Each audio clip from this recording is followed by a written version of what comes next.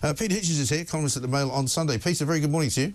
Good morning, Mike. I had a very interesting encounter with Jonathan Reynolds, the first time a government spokesman has come onto my show since they've been in office, and he wasn't having any of it. He says that, sometimes when you are an MP, you've got a very stressful job and you get free things, and sometimes you have to accept them, and if you get invited to football matches, you just have to go.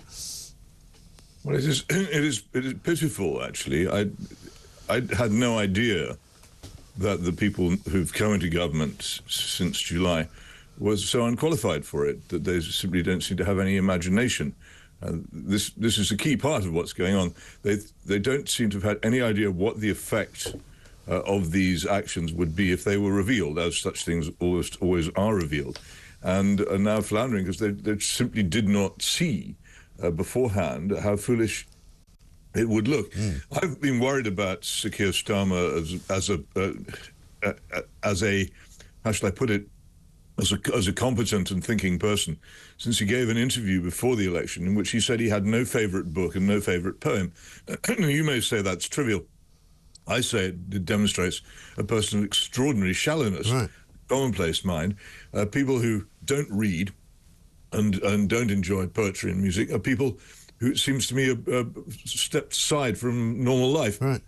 And I just look at the way this government is behaving, and I'm just astonished at how cack-handed and utterly flat-footed it has been and continues to be. Leaving aside anything else about it, and there are many other things to say about it, is this person who is now Prime Minister any good at what he does? To be, excuse me for the cough, to be Prime Minister, you don't just need to be a competent manager. You need to have some sense of the grandeur of the job. Here you are, First Lord of the Treasury, leader of the government of a country which has survived pretty much as uniquely in the world as a free and law-governed country for many centuries. You need to have some kind of feel and touch for it, and you also need to have some sort of understanding that you've come to that post through an election during which you've communicated your desire to be Prime Minister to the people and tried to give them some idea that you are a person fit to lead their country.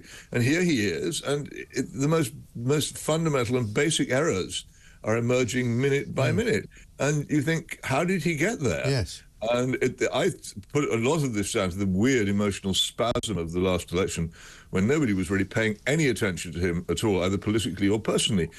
He could have, if he'd been a capybara, it seems to me he could have been elected Prime Minister. Well, even the missing one would have probably... Well, as far as I know, it's still missing. I think it is, yeah. It's actually moving into Downing Street as we speak. Well, do you know, they seem to be, and I don't know if this is a bit unfair, but they seem to be operating as a sort of student political body. You know, we've already had the Starmer couldn't stand a painting of Margaret Thatcher staring at him, so he had it removed from one of the rooms that he uses for an office. We now learn that Rachel Reeves is having all 11 portraits or paintings in the state room in number 11 Downing Street removed, because she wants to have them replaced by pictures of women or pictures by women. And you're kind of going, what's wrong with these people? Why don't they have any grasp of history? Why don't they have any grasp of the kind of importance of the role that they now have, of the state? It's almost as if they've hijacked a jumbo jet without having a licence to fly it.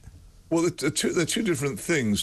Keir Starmer's decision to remove the Thatcher portrait seemed to me, again, to be pathetic. Yeah. Why should he be afraid of a painting?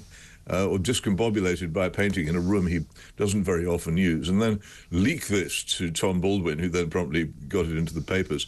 And then when it became clear that he had done something which most people regarded as stupid, it didn't say, well, I'm sorry, I've overreacted, let's put it back.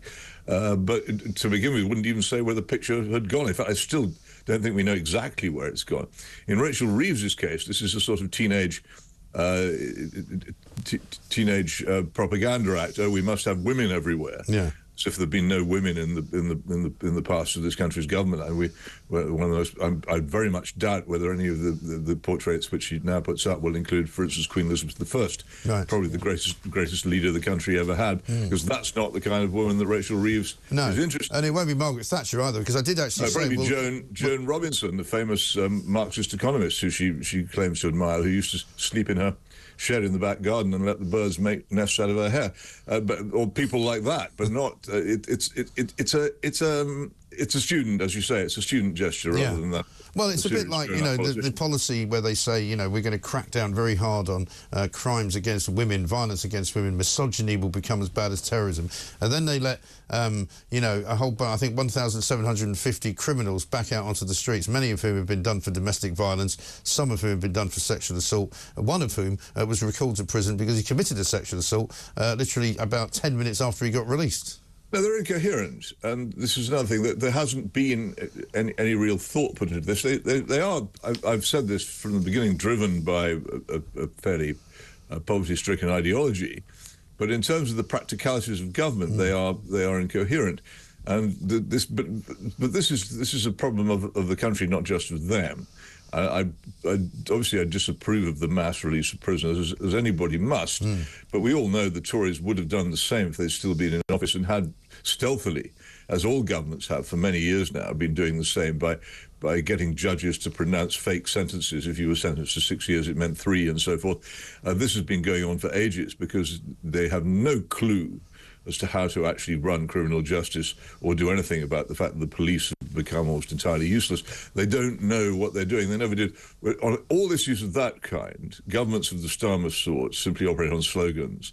They claim to be tough on crime. They don't know how to be. They claim to be in favour of education, but their policies actually run against that.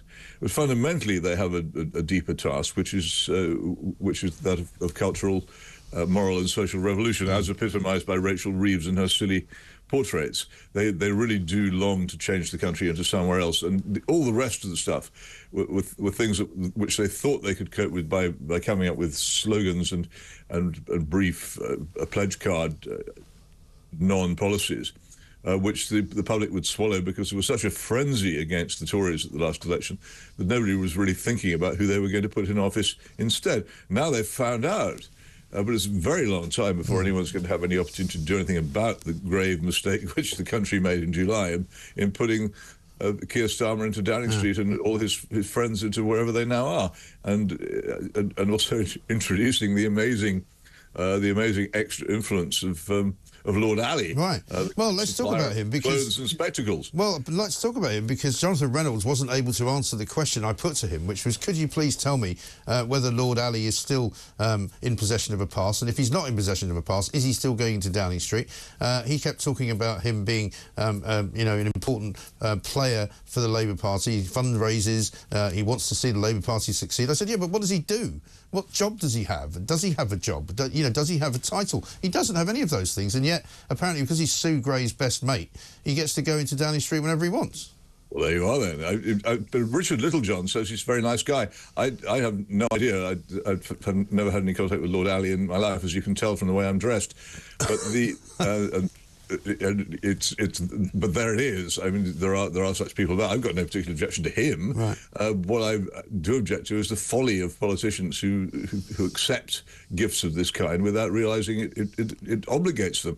This is not a new thing in the Labour Party, by the way. I was looking up for other reasons yesterday the sad story of the first Labour Prime Minister, Ramsay MacDonald, who to begin with rather sensibly worked in Downing Street and then went home to his house in North London on the Tube. Right. And then a friend of his, who was a Scottish biscuit manufacturer, I think from the McVitie company, said, well, Ramsay, you can't do this. It's beneath your dignity to travel home on the Northern Line. So he bought him a car. Right. And shortly afterwards, he was given a knighthood, and this created the most tremendous sleaze scandal, the biggest one of the 1920s, I think. So it's not new. No. I remember the Harold Wilson raincoat man. Lord Kagan. Yeah, but it's and the Galax. The Galaxy. It's partly this. It's partly because of this increasing overestimation of the importance of the job of Prime Minister. British Prime Ministers are heads of government. They're not particularly spectacular people, and they're often quite shabby. And they're not heads of state. Right. They're not. The King is the head of state, and I think that they possibly try and become too grand. And if somebody says, "Oh, we'll get you some nice suits and a pair of fashionable glasses," then they fall for it because they think they ought to look good and impress foreigners at G7s or G19s or whatever they are this week. But actually, what the foreigners see, they don't see the glasses or the suit. They see the fact that most of our Navy can't go to sea. They see the fact that our economy is tanking, and they see the fact that our schools are no good, and they don't really care about the suits. The days when we were actually an important country, the last really great foreign secretary we had, Ernest Bevin, former trade union leader, pictures of him in 1945, fantastically, his suit is composed entirely of bulges and creases. Yeah. He looks completely chaotic, but he was a far, far greater politician and a more major figure than any of these people. There's something silly about imagining that if you get yourself into natty suitings, you'll suddenly be a better leader. On the contrary. But I will say one thing about all this row about Sue Gray earning more than the Prime Minister. Yes. The earnings of the Prime Minister are, in fact, ludicrously low for a job of that importance. And they remain low because everybody now knows that as soon as he or she leaves office, that's when Prime Ministers become seriously rich. Well, then he also doesn't need quite a particularly high salary. Well, no, but I mean, it's a high salary for most ordinary people who look at it. For most ordinary people, it is. That's an awful lot of money. But let me play you a quick... For the chief executive of a major organisation, it's really quite startlingly low. True, but let me just play you a clip of what Jonathan Reynolds said to me about transparency and cronyism. You and your party were very clear that cronyism was going to be put to an end if Keir Starmer became Prime Minister. I would just like to say, I think there can be no comparison drawn between the kind of, corruption in the awarding of COVID contracts that we were talking about under the last government, where we had to appoint a commissioner, given so much money has gone to donors. I think this is absolutely no, equivalence between that and someone transparently supporting. But it's not transparent, is it? Because you're unable to tell me precisely what Lord Alli is getting out of this. You're unable to tell me what role he has. You're unable to tell me how often he's in Downing Street. So I don't know whether it's comparable. I suspect it might be, but until I know exactly what he's doing, I can't make that judgment. He didn't seem to get that, really. No, the thing is, everybody in politics, I'm afraid, whenever the sleaze subject comes up, don't you, that the people who are making the allegations will themselves be suffering the same allegations almost as soon as they get into government. Yeah. And this is, I say, partly because this desire of people in the trade of politics to be, how shall I put this, rich. It's become a career. People emerge from Oxford and Cambridge with degrees in philosophy, politics, and economics. They become special advisors. They then get wafted into safe seats. They then become MPs. They then become ministers, and then after that, they go into the vast sort of lobbying and similar businesses out of which they make their money. It is a career. And there are, I absolutely guarantee you, there are still decent people who go into politics to try and change the world for the better.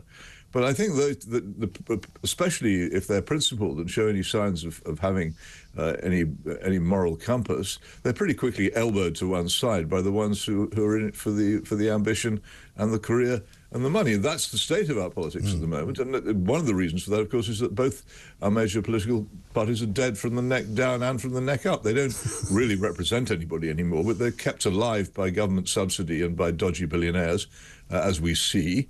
And they are... how shall I put it? Not representative of the country. So we need new political parties which replace the two dead ones, but it's difficult to do given the sort of artificial life support that they're on. Yeah, absolutely right. Peter, great to talk to you. Thank you very much indeed. Peter Hitchens, columnist at the Mail on Sunday.